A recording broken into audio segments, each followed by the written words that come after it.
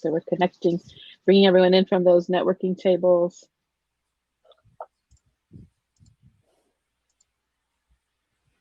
All right.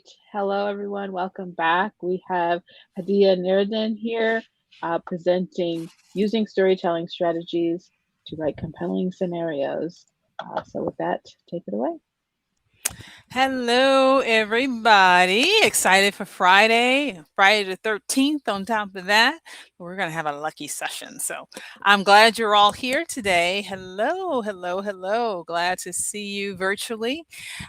So I was listening on Connie's presentation. So some of this, if you saw that, it's going to be some of the stuff that you talked about already a little bit, but I talk about it specifically scenario in scenario context because we're talking about change and all of that stuff. So yeah, maybe you'll be able to tie those two together because writing, boy, do we write a lot. I don't know how many of you are instructional designers, but oh my goodness, the writing and the writing and the writing.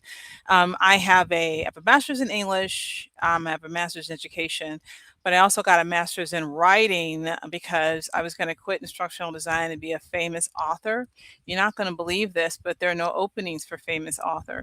So I went back to I looked in the newspaper.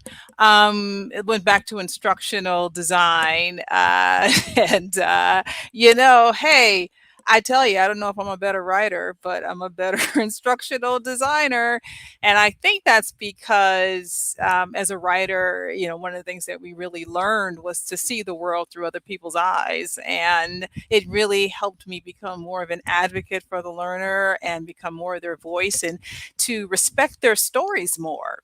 People telling you their story is a very precious thing. So much of their identity is wrapped up in what they do for a living, and I'm not sure we appreciate that as much. We're like, just give me the content so we can get on with this. But now, what we're really looking for is, you know, really to ask, what is your life? What are your experiences? What are you doing with this? And that's a very precious and personal thing. And going through the writing program, helped me with that. Oh yeah, someone says I'm a published author. Oh yeah, yeah, yeah, yeah. I did write a book. I did do that. So, all right. So let's go ahead and get started. I'm going to share my screen and take you through my presentation. Yay, yay, yay, yay, yay. Share screen. There we go. Ah, let's see. It's not showing up as a window. So let me go ahead and try this again here. Click the arrow up, do this, and I think I know why. Window, there we go. Magic. Share. Okay, I hope you can see my screen. All right, here we go. Hello, people saying hi to me. Hello, Meg. Hello, Kevin. So glad to see you all here. As mentioned, my name is Hadiya Nuriddin. I'm a learning strategist because I say so. No, but when I started saying that I was a learning strategist, I started getting all these jobs as a freelancing, my freelancing practice about learning strategy. So I do that a lot. I have a project coming up where they don't have a training department at all. So I'm there to sort of help them lead the way. So that's part of my job as a learning strategist. I'm an instructional designer, which is where my heart lives. And I'm an e-learning developer. I'm a speaker, which is why you can hear me now. And I'm the author of a book called Story Training, published in 2018. That's primarily about telling stories as a facilitator. But what this is about is how I took a lot of those storytelling strategies and were able to use it as part of my e-learning practice as well. All right. Yes, that's the Sears Tower. It will always be the Sears Tower, just like Marshall Fields will always be Marshall Fields and not Macy's. That's how this works. They keep changing the names of stuff, and we're like, so what? We're gonna call it what we want to call it. So my only goal for you right now is learning how to apply storytelling techniques to scenarios. So that's it. No fancy list of objectives. That's what I want to talk about. So give me some information in the chat there. What's your experience with scenarios in e-learning? You can say whatever you want. You can say, I don't use them, or I'm new to this, I haven't tried it, or I am the Edgar Allan Poe of scenarios in e-learning. Whatever you want to tell me. Use them. 2 out of 10. That's measurable. I like that. What else? All the time. Yeah. Use them, become better using them. Yeah, you always feel like these aren't good enough. They're not hitting the mark. And sometimes I'm not sure we know what the mark is. What mark are we trying to hit? What are we trying to get to there? So yeah, what's good? Is there some of the questions that we ask ourselves, or some of the questions that writers have to grapple with, and that's their job. And we're humble instructional designers, just trying to get the job done. But yet we're in this position where we are making the same decisions that writers are making. We're going through the same angst that writers are making. Do we know our characters well enough? Does this speak to the audience? Does this move the audience enough? And sometimes we don't get a whole novel. We never get a whole novel. It may feel like a novel to the learner. For us, it's 2 paragraphs or 3 paragraphs. And we're trying to build a whole world for them in these few sentences. And it gets tough doing that. All right. So there's 5 little tips or pieces of information I want to share with you about this. And one is use scenarios wisely. I hear so much about storytelling, probably because I'm the one saying so much about storytelling.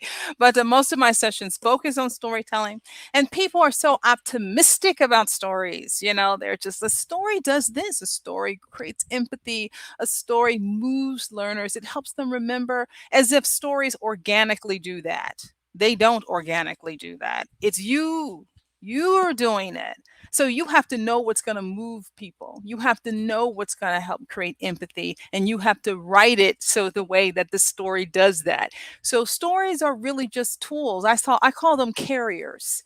All of those things, like building empathy and emotion and all those things, and just putting them in someone else's shoes. We can do that in many ways. There's many ways to do that. But stories are the best carrier for that, because it gives us the structure to make that happen. But it's not always the case. So tell me in the chat, when do you think scenarios are useful?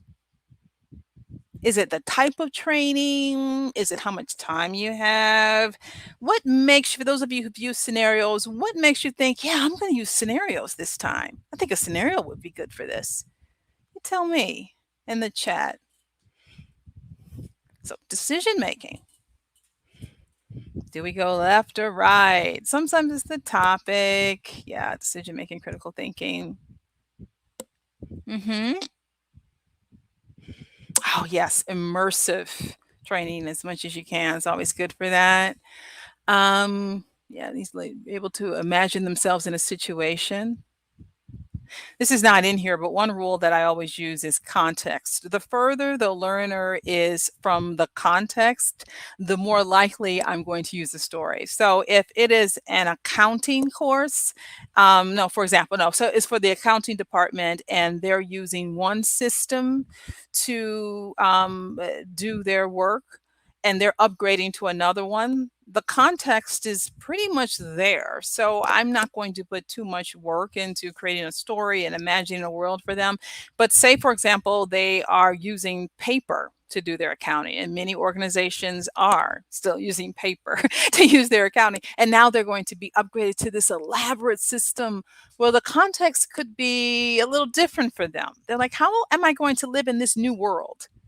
How am I going to do that now? So that's when I may use a story and say, hey, let me take your hand and walk you over to this new world so you can see what it looks like and what it feels like. So the closer they are to the context, the more unlikely I am to use a story. But if they're far away from it and they may not be able to imagine themselves in that world, then it's my job to help them imagine that world and build it for them. So some of you hit the nail right on the head when you talked about why you would use scenarios. Critical thinking. is one of the number one ways that reasons why you may want to use this scenario. And that's because they have choices with consequences. So it could be something around strategy, in that it requires interpersonal skills, diagnosis, some trade offs. If you do that, then this will happen. If you do this, that will happen. Another one is whether or not the topic varies. There's some variability. We all suffer from that where um, learners really want the right answer. Right? They want the right answer.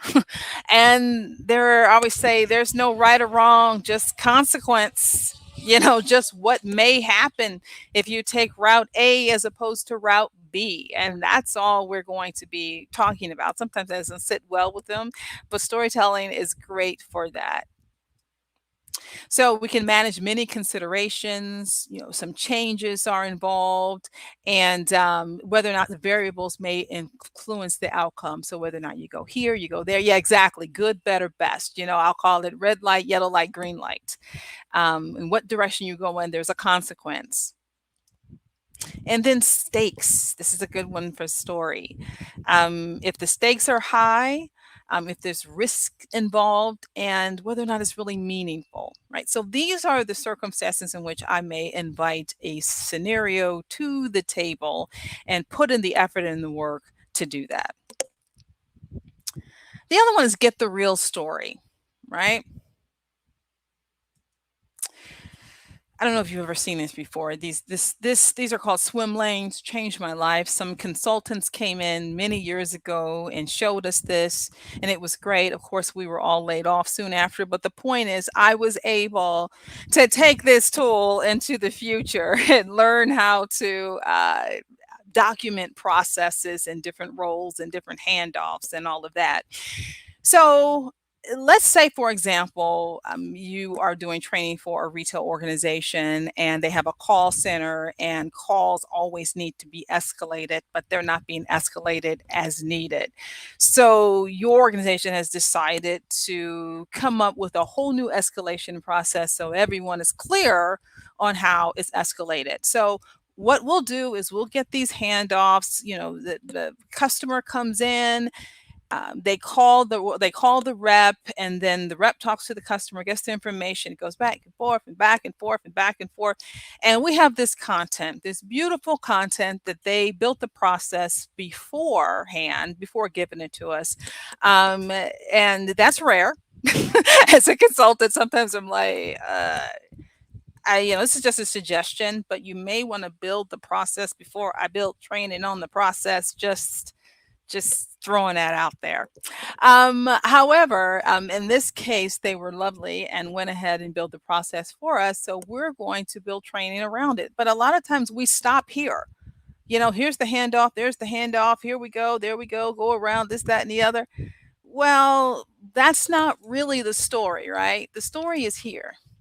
The story is the people behind that.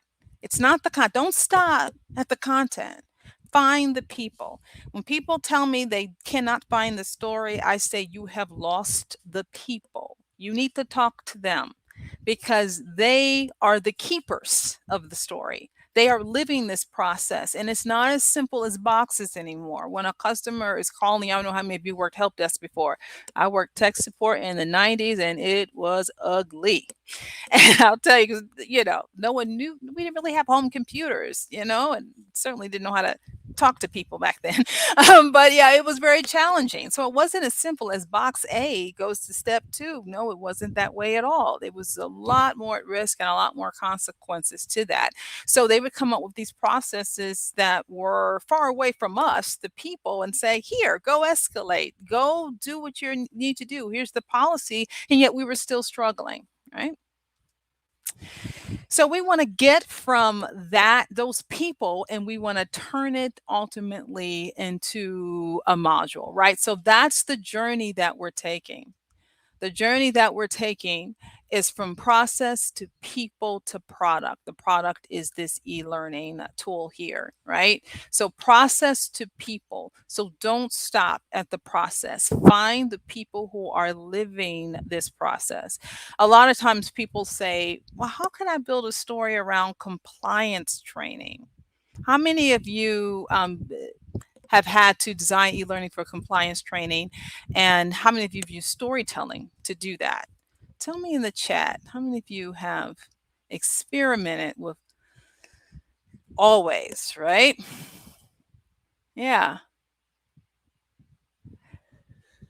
Exactly, Michael. I always say that if you're struggling to find stories in compliance training, then that right there is the problem, because the story doesn't live in the compliance training. The story is people complying. That's the story, not the compliance training. It is people who have to comply.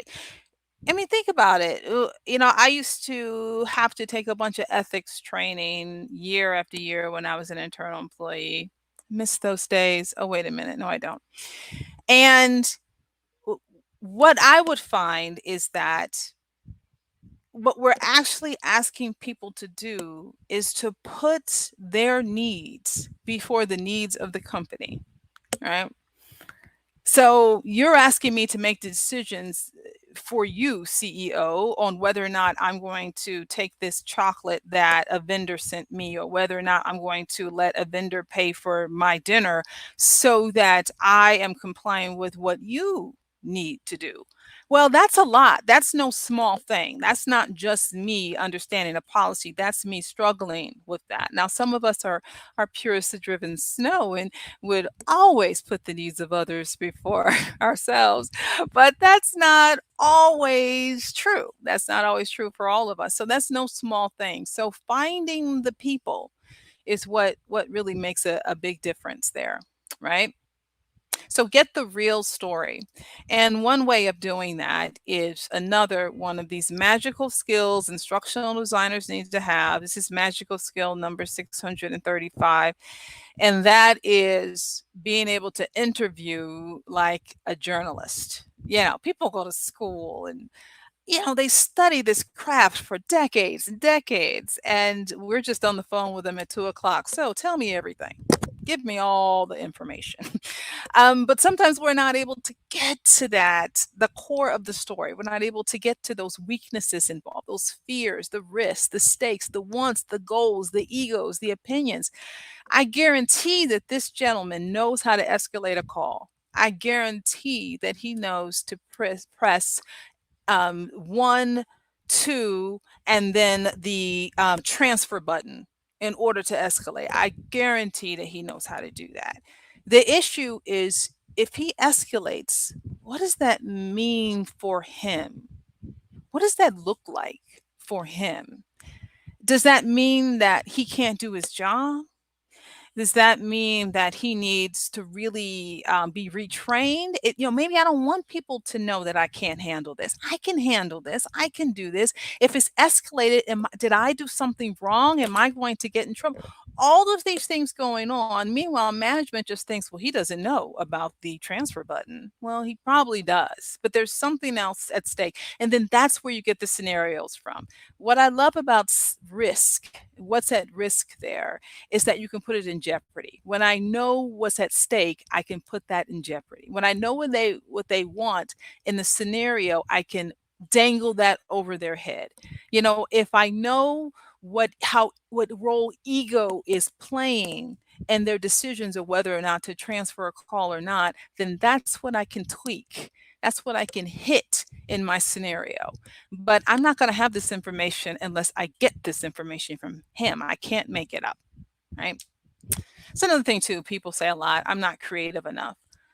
Well, I don't know if you have to be creative as far as being an elegant writer, but you do have to be empathetic enough. You have to know how to make him feel comfortable so that he is open to giving you that information. In the chat, give me some tips for you that you have seen before of how to make people relax during a conversation, a subject matter expert, when you're trying to get information from them.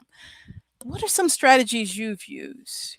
I know you're all incredibly charming, but besides that, besides your charms, what else do you use to get people to feel calm and give you those stories, that information?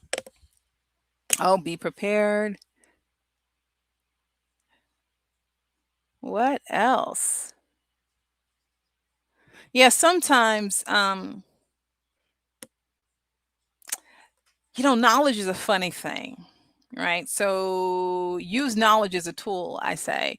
So I don't want them to feel like I know so much about their job that, the job they've been doing 20 years, I'm like, yeah, yeah, yeah, I know what you do. So, but I don't want them to feel like I know their job so well. But yet at the same time, I don't want them to feel like I am starting from ground zero. So use knowledge and ignorance as a tool during those discussions. What else? What else do we have here? It's a partnership, humor, be vulnerable. I like that as it's a partnership. Sometimes mostly when I was internal many years ago when I was a kid, like 40 years old. Sometimes it definitely did feel as though we were in this adversarial relationship with our subject matter experts and with the rest of the organization. And that's when I knew I had crossed over when I became a consultant, is when I sort of realized that it's none of that. I don't see it that way. I help them not see it that way, and that I'm here to help. I'm here to help. So yeah, it's creating that partnership and letting them know I'm here for you. I always say whoever's sitting in front of me is right. So whoever's in the room with me right now, I'll sort of figure all that out later. But right now, you're right. Everyone wants an advocate. They want someone who's going to believe them and speak for them and support them. And in that conversation, on that day, that's me. What else? Yeah, to value their expertise. Absolutely. This course belongs to you. This is your course. I'm trying to capture your experience as accurately as I can. Right? Yeah. Yeah. Building that relationship. Key. Key, key, key. Absolutely. Trust. That's it. Mm-hmm. Yes. And sometimes it's about you sharing some of your situations that you've been in. If you've worked in customer service or if you worked in another situation that's similar to that. And it doesn't have to be exactly, you don't have to story match, but we've all been in a situation where we felt threatened or where we felt, we were rewarded for something that we did that was great, or we felt the consequences for something that wasn't so great. Even though you haven't had that exact same job, you've had that experience as a professional. So sometimes sharing that and saying, because as we all know, they may not want to give us information up front, but they'd love to correct us. So if you say, did it feel like this? Oh, no, no, no, no. It was more like that. Gotcha. All right. Okay. So this is a tool. Oh, let me go back to this. This is point three is using the scenario design model. So this is a tool. I did not create this tool. This tool you can see at the bottom. And by the way, at the end of this, there's going to be a link and a QR code to this information here. So you don't have to memorize this. You'll be able to see it. All right, so this is the tool I got from teaching a course for ATD called Scenario Based Learning. And the course was written by Ruth Clark, who is the Beyonce of instructional design. If you don't know her, now you know. Look her up. And the whole class was really based on these components that she believed a scenario should have.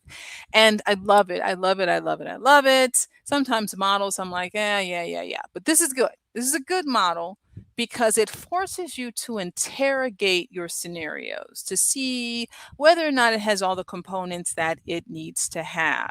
So I'm going to quickly walk you through this. But like I said, there is a resource out there and you'll be able to use it. And what I like is I can line all of these up in a table and just roughly build out the scenario using each one of these layers or components. And actually, if you really want to get into it, buy her book called Scenario Based Learning, because she writes whole chapters on it, just whole chapters, and you'll be able to use it more effectively. But start with first is task. obviously know what the outcome is of the scenario. So this isn't just the learning objectives. This is how the learning objectives, or rather how this scenario is going to support the objectives, right? So how does the learner indicate the final outcome? And this isn't really back on the job. This is in this module, which sometimes is a little difficult because it is an e-learning module. So how can I do that through graphics, through animation? How am I going to do that? Through multiple choice, through feedback? What is that final outcome that is demonstrated on the screen right now that they have accomplished this task correctly? And then there's a trigger event. Then you're starting to go backwards, right? You start with the end in mind. What is that task? And then there's the trigger event. It's who or what initiates the scenario. In other words, how did the person get into the room? Who's starting this? How did it happen? Did the phone ring and someone said something to them? Was it an incident that they witnessed? How do you get them there? Right? Again, this is something that writers grapple with all the time. How am I going to get the victim and the killer in the same place? Like, how am I going to get these two people who are going to fall in love together? And if it's on Lifetime, it's going to be in a bakery. So they pretty much solved that problem. But for the rest of us, how do we get these people in the same room, in the same place at the same time? What is the trigger event? And of course, if it's, you're training, if it's software, something crashes, something goes down, something happens. What's the trigger? The next, and I am going to show you a brief example of this. The next one is case data. And this is the hardest one to me because many times you write this scenario, and because most of it, 90% of it is in your head, you don't necessarily realize that you haven't put enough information in the scenario for them to be able to answer the question correctly. So, what information do they need? In order to get to that task. And that's where we get kind of wordy and lengthy, and we get into our own heads, and we get too much, we give too much information, and we start, click here from learn to learn more and all that business. So being able to tame that case data so that they only have the information they need to get to that task is key. And then there's guidance. Who or what is there to help? Now, this could be a person, the hero's journey, that type of thing. It could be a person that intervenes. It could be some sort of help that they click on at the top of the screen that gives them a hint. It could be look here, look there, look in your workbook. What kind of guidance are they going to have, right? And then there is feedback, whether the responses to a learner actions. Some of this is organic in that they couldn't start the car, or they couldn't, they can't go to the next screen. Could be feedback as well, or it could be our typical text feedback. This is correct. This is incorrect. Try again. Have you thought of this? What is that feedback they're going to get? This last one is one that I rarely see. And this is a reflection opportunity. When do they get the opportunity to really think about the lessons learned? So this is a example that I talk about a lot. I'm going to try and quickly do it. This was a part of the class that I taught. It was an example. She didn't do it, but she got it from another organization. And this was just straight up HTML, nothing fancy, nothing at all. And what it was training doctors how to make the decision on whether or not to keep somebody on life support or not, right? So it's a very heady, very sad topic. But the way this person did it was they first had that triggering event. What happens? Well, they have a patient that is brain dead, and he says in his living will, do not resuscitate, right? Brings in the wife. The wife says, oh, no, you don't. You will resuscitate this man. This is murder, right? Boom. Decision that this person has to make, right? So instead of saying there's not going to be a right or wrong, right? There's not going to be take this person off life support or not. That's never going to happen in this case. So what this teaching them is how to do their research. So the first thing they had to do was pick what state they were in, right? It's teaching them you have to know understand state law around this, right? So that's first. The next one is they had all of these different perspectives they can get. One was a religious perspective, the other one was a legal perspective, and all of that. And they would just click and they would just read this, nothing fancy, just straight up text. And they would just read and read and read. And then after doing all the research that was, of course, this course was teaching them how to do, it said, do you want to take this person off of life support or are you going to keep them on it? Right. And so you make the decision. And in this case, she said, I'm going to take him off life support. And what I loved about the course is that, wait. Now that you've made the decision, we need you to go back and say, why did you make the decision? Does this work? Did you look at this? Did you look at this? Did you look at that? Again, it's teaching them to reflect. It's teaching them not to just sit on that first answer and to really think about this, right? So after doing some secondary research, she decided to take him off life support. And then it gave some possible outcomes. I think the outcome was that the wife just blasted you on, there was no social media when this was made, I don't think, but just blasted you in any opportunity she could.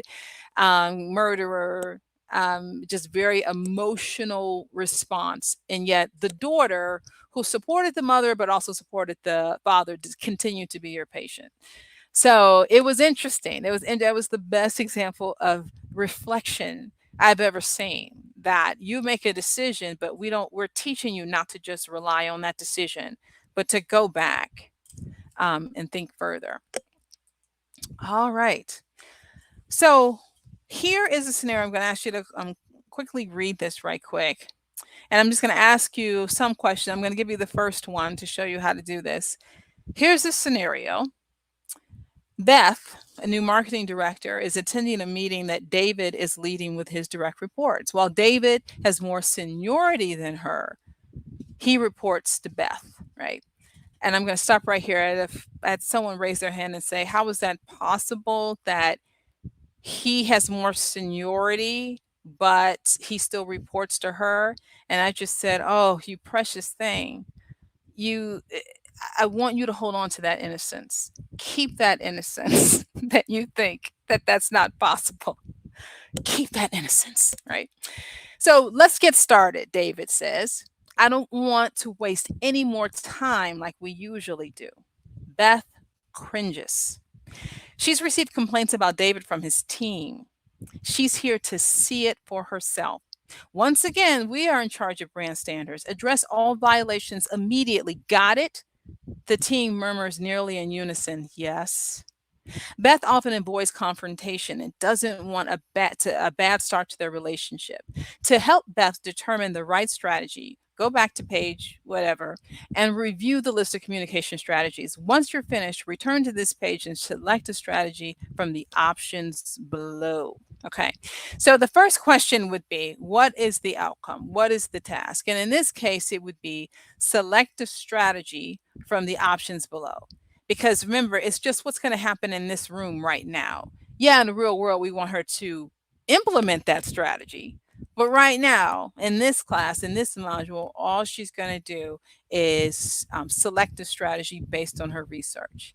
So I'm going to ask you, what do you think is the trigger event? There's a couple. One is seen, one is not seen.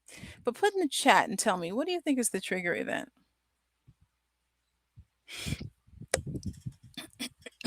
What gets them there? Complaints about David. Violations, the team murmuring yes. Because she's already in the room when the team is murmuring yes. But why is she in the room? What made her walk into that room? Someone said complaints. She's here to see for herself. Yeah. Someone mentioned complaints too. Oops. Back up. Back up. Yeah. So she received complaints about David from his team, right? So it doesn't have to always be at the top. It could be somewhere else. Depends on how dramatically you want to write it. But yeah, absolutely. That is the trigger event. The case data is everything around it here. All this information here. A big piece of this case data is that Beth often avoids confrontation. right? That's a big piece of it, right? The guidance in this case would be to help Beth determine a strategy. You need to go and look at these, go to the workbook and review all the different strategies, right? And the reflection opportunity here is going through that. Is now she is going back to that page, considering what happened. There's no feedback in here. Considering what happened, and now she is back here to select from the options below. Right. So this is a great tool to use to interrogate your scenarios to make sure it has all the points it needs to have. This last one here, I'm going to go through just real quick. Um, these are from my book. These are sort of the four things that your story should have, and it has to have does it connect people? Is it relevant to the learner? Does it have change in it? We talked about, we need to have make sure that you understand that the protagonist is here and they need to be here, and so they had to make that change. And then, is it entertaining? On this link I'm going to give you, there are a bunch of questions. Again, this is all about sort of interrogating your stories before and after you build them. Does your story answer these questions here? So you're going to have a whole list that you can go through and make sure that everything there and everything is in place. Okay. The final thing I want to show you right there is the story spine. And we'll just sort of end with this. What I love about the spine is that, I mean, most of you have probably heard about the hero's journey. And this is sort of the hero's journey, sort of minimized there, where it doesn't have all 13 steps, it just has a couple. And what I love about it is that it will walk you through and force you to walk the character through a change. The story has to demonstrate some sort of change. So, once upon a time, every day, but one day, all of this here. And again, you can create this as a template and just build your story out from here, right? All right. And so there's some examples that I want to give you. We're running out of time here. There's some examples that are on the site I'm going to show you so you can see how this story spine works. But it's just really a great way for you to build a story out and demonstrate some sort of change in the character. I think I can read this one in 1 minute to give you an example here. So here's an example of a story spine. So this is a personal story that happened to me. So when I first began teaching instructional design, I thought it would be easy because I knew the topic and the type of people to expect. So every day, every class, I would tell stories about my experiences, often deviating from the content, and I was being entertaining and real. And I thought that's what they wanted. When I got the evaluations, everybody hated me.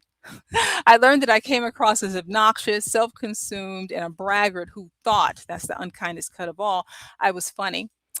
So I became super self-conscious about it, and I was consumed with what people thought of me, and I thought I wasn't worthy of teaching these people. So I tried different personalities, fewer jokes, only sticking to the content, no stories, more stories. I was driving myself crazy. I felt like a complete fraud, and my scores dropped and didn't change. So for my own sanity, I stopped focusing on myself and only focused on their experience and remembered that this was about them, not me. So my scores are way higher now. No more comments about being awful.